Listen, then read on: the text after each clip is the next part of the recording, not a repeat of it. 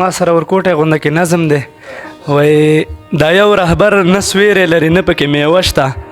دا بل رهبر هر څه لري پکې هره قصه شته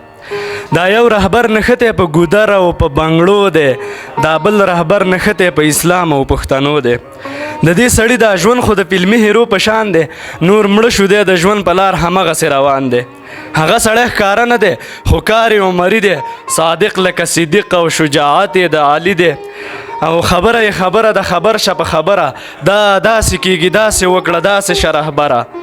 څه چې ویلي دي زموږ لپاره ګټه کوي چې نبي نه مني عالم د څه شي لټه کوي چې ودې وینم تور په لوګو ناست په حیبت یې ملا په منبر اور واخلې چې غلی په دعوت یې پګړۍ د سر لپاره نه سر دې پګړۍ ته جوړ کړه توره او ډال در سره واخله ځان نړۍ ته جوړ کړه راپورته دې تر خپل اقتدار په احتیاط شي پر وړاندې د دښمن یو سر دې سل کرته مات شي او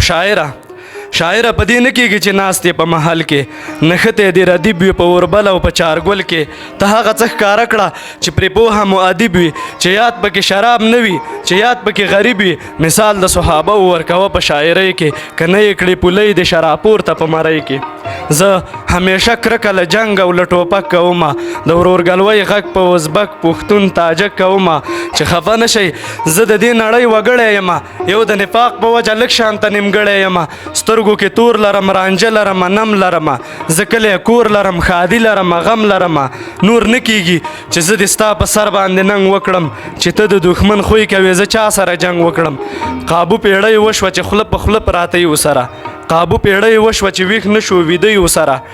څوک د اغزو په جاغ کې شپې تیروي غلی پروت دی څوک د لاچي په خاخ کې شپې تیروي غلی پروت دی د روغو او د ماتو سره دومره تفاوت دی د خلکو او حالاتو سره دومره تفاوت دی دغه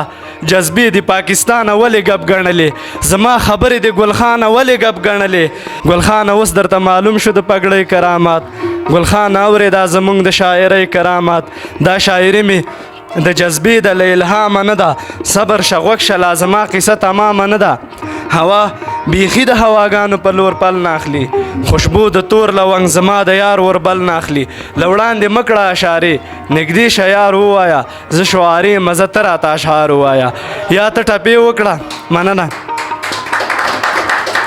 له وړاندې مه کړه اشارې نږدې شه یار ووایه زه شعارې مزه ته راته اشعار ووایه یا ته ټپې وکړه یا زه درته ټپې کوم نور د سپین غر څوکې ته خېجمه نارې کوم چې خدایه یو کړه پښتانه بې اتفاقي ورکه کړه او پر دغه خاوره واکداري د پنجابي ورکه کړه له توجه مې ډېره زیاته مننه